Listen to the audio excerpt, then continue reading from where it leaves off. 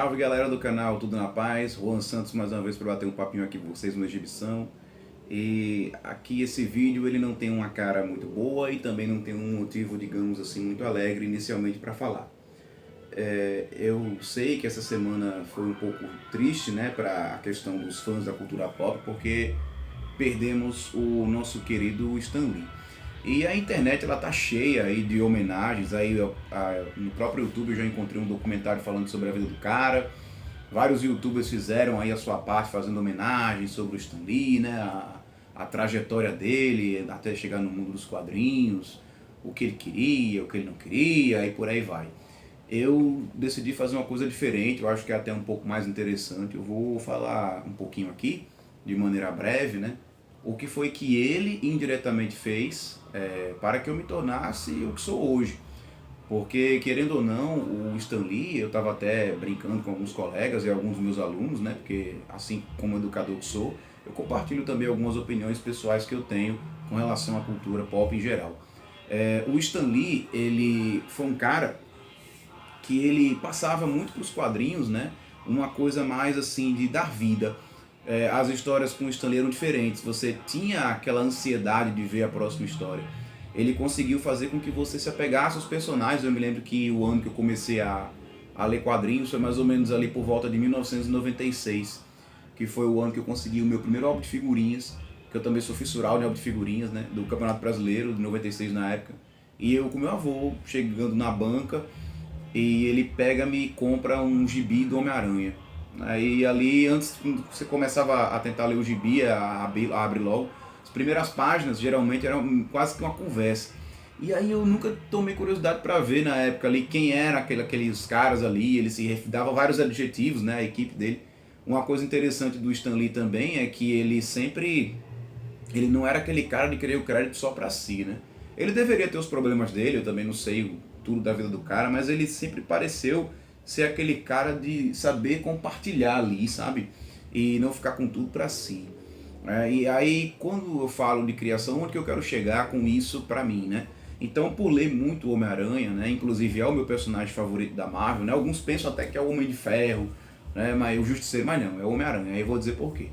O Homem-Aranha foi o personagem que eu mais me espelhei, né, para muita coisa. A questão de responsabilidade, aquele bordão clássico que o tio Ben fala pra ele, né, do grande poder e grande responsabilidade. A questão assim, sabe do que ele sofria, né, na escola, a questão do isolamento. Eu sempre fui o cara, eu não era um cara popular, né, na minha época assim, era mais o carinha de ficar ali. Eu não fui aquele adolescente, sabe, de filme que é popular, tem as meninas, não. Era mais um nerdzinho mesmo clássico de ficar ali em casa, ficava lendo, jogando, brincando. Então eu me espelhava muito nisso do Homem-Aranha, sabe? Era atrapalhado, né? Então era aquele personagem que eu, sabe? E muitas vezes foi, querendo ou não, um amigo que eu tive ali. Por quê? Porque muita coisa eu compartilhava diretamente com ele. Não sabendo que aquele personagem, né, quem escrevia na época, quem fazia as historinhas ali, muita coisa que eu lia, era o próprio Stan Lee. E futuramente eu vim descobrir também que muita coisa do que ele escrevia nas histórias eram fragmentos, né, algumas coisas que ele também gostaria, eram coisas da própria criação, eram coisas que ele implementava ali para que os leitores também vissem de certa forma. Então, não só eu, mas como boa parte dessa galera que lê quadrinhos hoje, que está com mais de 30, né? Ou então você que é colecionador, jovem também, que busca esses quadrinhos mais antigos, que gosta das historinhas. Hoje em dia, esses quadrinhos mais atuais, não que eles sejam piores ou inferiores, ou assim, algo do tipo, mas as histórias são bem mais rasas. Não que naquela época não tivesse história rasa, até porque eram coisas muito mais simples, né? Problemas bem mais infantis, crimes bem mais corriqueiros. Stan Lee ele começou a dar preocupações maiores, né? Ele criou coisas e situações para que você viesse a se prender mais. Mas no geral eram problemas até mais rasos. Mas o modo como eles eram colocados, assim, a preocupação que você tinha com o personagem. Então isso foi uma coisa muito, muito interessante, né? Então quando eu soube da morte desse cara, dificilmente eu me emociono com mortes de celebridades. Acho que isso só aconteceu quando o Ayrton Senna morreu, o Michael Jackson também eu fiquei meio... E o Stan Lee eu senti como se fosse realmente uma pessoa da minha família. Porque muita coisa que eu puxo para o dia a dia veio desse cara, né? Então assim, eu fiquei muito surpreso, até não tanto, mas muito surpreso em parte porque soube do nada. Eu até soube anteriormente que ele tinha ido bater no hospital alguma vez, não sei quando foi, mas quando eu soube foi de impacto. Eu fiquei, caramba, sério que ele se foi? Então, assim, aquilo para mim me surpreendeu negativamente, né? Mesmo sabendo que a morte é uma coisa curiosa, né? Desde que a gente já nasce morrendo. E é uma das coisas que a gente mais prepara, mas quando acontece a gente nunca está preparado. Eu acredito que o plano dele aqui, né? Aqui com a gente aqui terminou, mas talvez seja só o começo. Ele viveu 95 anos para mostrar para muitos aí, né, que é possível conseguir algo que alguns buscam a vida inteira e não conseguem, que é a questão da imortalidade. Eu acredito que Stan Lee, ele de fato se tornou imortal.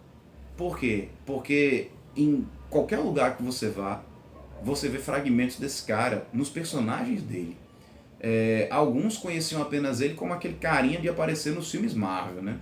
Outros já ficavam ali, nossa, muito felizes quando viu ele no filme, porque já sabia quem ele era, o cara que tinha escrevido, criado alguns personagens do Homem-Aranha, co-criado, na verdade, o universo Marvel. Co-criado porque não foi só, né? A gente tem que ver que teve vários outros titãs aí que infelizmente foram embora também, que criaram esse mega universo que hoje é possível que a gente tenha acesso, né? E consiga viajar muito. Então, sabe, o meu mais sincero obrigado, infelizmente ele não está mais aqui, ainda que tivesse, sei nunca se isso ia chegar para ele, mas boa parte do que sou, boa parte do que eu faço, como eu educo, né, por exemplo, veio desse cara. Eu só tenho a agradecer.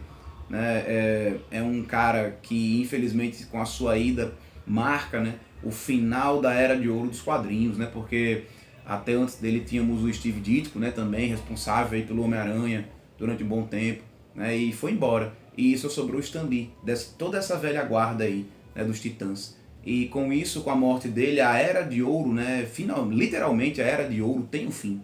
O último remanescente era o Stan Lee, que agora se foi. Espero eu que você, que está vendo esse vídeo, que também é leitor, né, que já é pai de família, por exemplo, e que mostra para os seus filhos, é o gibi, que faz tudo para que não morra essa cultura, que você continue fazendo, né, porque o que vai acontecer? Futuramente nós iremos também e ficarão os mais jovens, né? E se essa semente for plantada sempre no coração de um mais jovem, é algo que vai continuar sendo. O legado do Stan Lee, ele tende a aumentar e não diminuir. Por isso que eu digo que esse cara, ele se tornou imortal. Né? Meu mais sincero obrigado para o Stan Lee, que o plano dele, aonde quer que ele vá agora, seja também promissor, porque aqui foram 95 anos ao todo, né? Dedicados aí, praticamente boa parte deles aí aos quadrinhos, e que fez alegria e faz alegria hoje de muita gente, né? Se não fosse um pouquinho desse cara, se não fosse ele ter compartilhado conosco, por exemplo, um pouco do seu sonho, né? Um pouco de depositar aí na galera, né? O fato de quererem conhecer um pouco mais sobre Quatro Fantásticos, né?